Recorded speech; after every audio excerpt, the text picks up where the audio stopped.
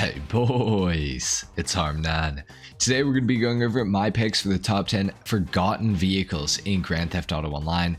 The vehicles on this list are going to be really good vehicles that have been forgotten largely by the community in GTA Online for one reason or another. I'm going to talk about what I think those reasons are in particular, and also why the vehicles are still good and why you should maybe give them a chance. If you enjoy the video, a like is of course appreciated. I'm going for 300,000 subscribers this year, so if you're not subscribed, I know there's a lot of you who watch my videos but aren't subscribed. Hit that subscribe button for me, man. And let's go ahead and get into it, starting off with number 10. At number 10, we have the Vapid Contender, coming in at $250,000.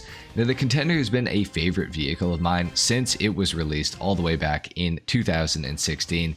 Now, technically, the weird thing about the Contender is that it's in the SUVs category when it very obviously is a pickup truck, and it certainly should be in the off-road category. Unfortunately, I think the biggest problem with the Contender, though, other than its SUV category placement, is the fact that it has one singular customization option, and it's a canopy to go over the truck bed.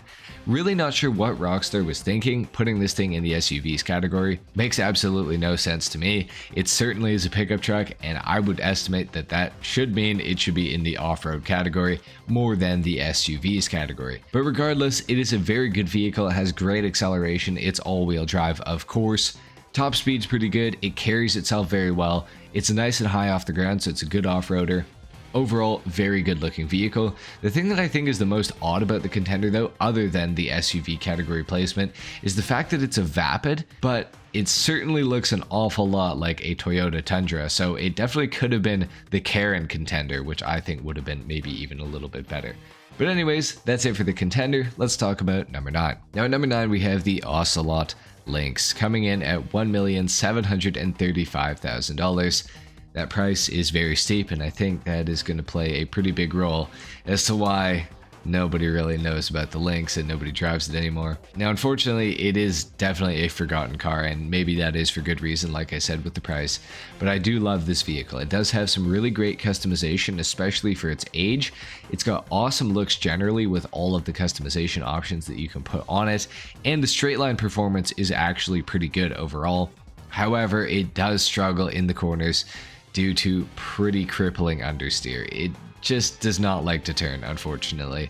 You can definitely deal with it if you like the car enough. Like for me, I still love the Lynx, but for a lot of players, the price to performance ratio just was not justifiable with the Ocelot Lynx, and as a result, I don't think that it sold very well when it first came out. And once the word got out that it couldn't turn, and for how much money it cost, it just didn't really make sense for a lot of people to buy it. So that's it for the Ocelot Lynx. It's definitely a forgotten vehicle. Still a pretty good one. I'd give it a chance if you got the money for it, but that's it for number 9. Next up at number 8, we have the Vapid Imperator, coming in at $2,284,940. This vehicle is super expensive, so don't get me wrong, it definitely maybe deserves to be forgotten. The Imperator is part of the largely forgotten Arena War update to Grand Theft Auto Online. This update featured a lot of cool and very unique vehicles, including the Imperator, as well as things like the Apocalypse Bruiser, the Cerberus, and many other vehicles. It's a very interesting car, and it can be done in many different styles. Like all the Arena War vehicles, it can be done in the Apocalypse style, Future Shock, or Nightmare. But you can make a clean version of it as well, and it does have a lot in the way of customization when you make it into pretty much any variant. The clean variant definitely has the least customization overall, but it is certainly a very good looking car in its clean form. You just won't get as much customization with it as you would with, say, a Future Shock or a Nightmare variant. Still a really cool car, decent performance in a straight line. It's got really thick rear tires, so it actually gets a little bit of grip off the line, but not too much at the same time. So yeah, keep that in mind.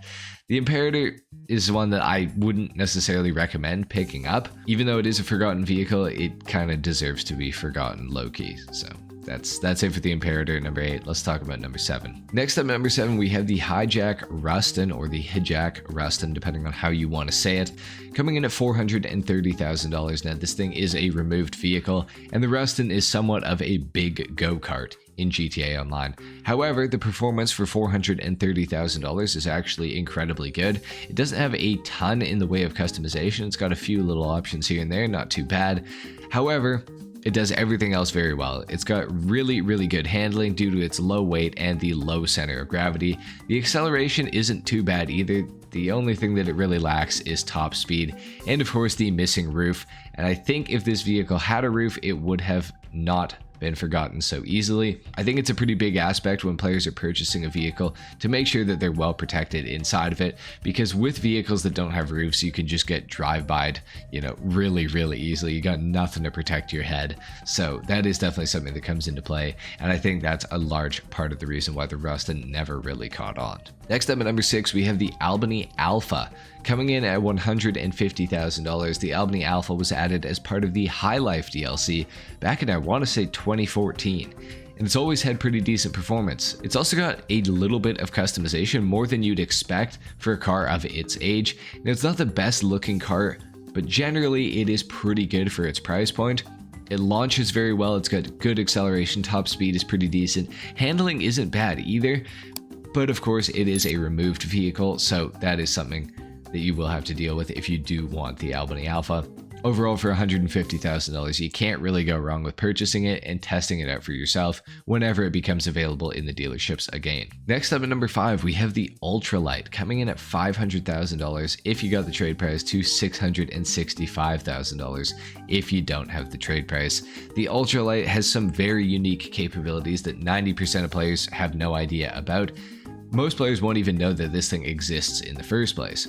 Now, when you're flying the Ultralight with the carbon prop upgrade, I believe it is, if you stay off of the accelerator and just glide, you are removed entirely from the radar, which is pretty crazy. And you could also use an optional mounted machine gun on it, and it does an absurd amount of damage and can take out most ground vehicles, or air vehicles for that matter, very easily. The machine gun does way too much damage for what it is. However, you can't really knock it. It's pretty cool. It's a very small and nimble aircraft, very cheap, very effective. The Ultralight definitely deserves a little bit more attention in GTA Online for sure. Next up at number 4, we have the Lampadati Furore GT, coming in at $448,000. A car that was released with a super forgettable small DLC into GTA Online. I don't even know the name of it. However, the Furore GT has actually always been a really interesting car in GTA Online.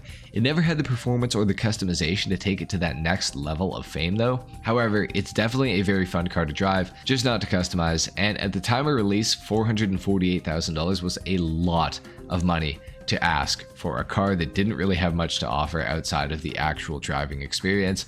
For example, for another $52,000, you could have got a Grotti Turismo R that would blow the Furore GT out of the water in every single performance category. Still, very cool car, very good looking car, definitely one to look into whenever they add it back into the game. At number 3, we have the Hijack or Hijack Chameleon, coming in at $100,000 flat.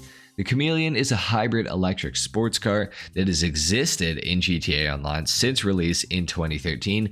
In fact, I also believe that it was a pre-order car that was exclusive to players that pre-ordered, but I'm not 100% sure on that because they did make it available to everyone a little bit later. It is very strange because it doesn't have an engine sound, but it does have exhausts, and it looks like the real-life forgotten car, the Fisker Karma. Just like its real-life counterpart, the performance is a little underwhelming, but I think the Chameleon is pretty awesome otherwise in-game. It's got a little bit of customization. It's got a solar panel roof, which is exclusive to that car, I do believe. Overall, for 100 grand, can't really go wrong, and for some reason, it is still available in GTA Online. Go figure. Next up at number 2, we have the Grotti Cheetah, coming in at $650,000. The Cheetah is an OG supercar from 2013.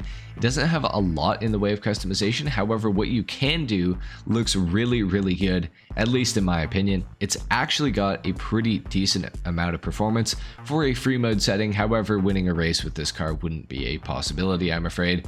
It handles well, it looks pretty awesome. I think it's an awesome looking car generally, especially from the rear, and it sounds pretty great.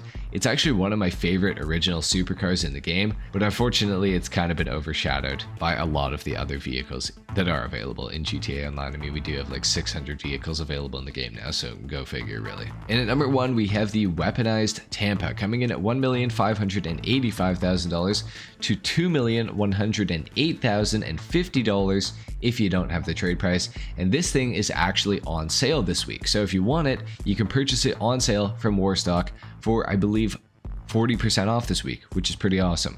Now, in my opinion, this is the best car that has been largely forgotten by the community. Now, I see a couple reasons as to why this happened. I think a large part of it stems from the fact that you can't take any explosive damage in this vehicle at all, which is catastrophic given what the vehicle is intended to be used for. Another issue is that bunker research plays a huge role in the ability to make this car good, and you will have to pretty much complete it to get all the options for this vehicle, like the rear mounted mortar, to the controllable top mounted dual minigun, as well as the front mounted missiles, and I do believe this thing also has the proximity mine dropper on it.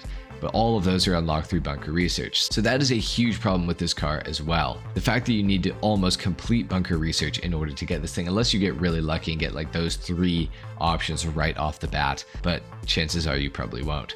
This vehicle is also all-wheel drive as an upgrade over the regular Tampa, which is just rear-wheel drive, so it actually accelerates pretty decently. However, it does feel pretty top-heavy. But the biggest problem, I think, is that it just cannot take a hit.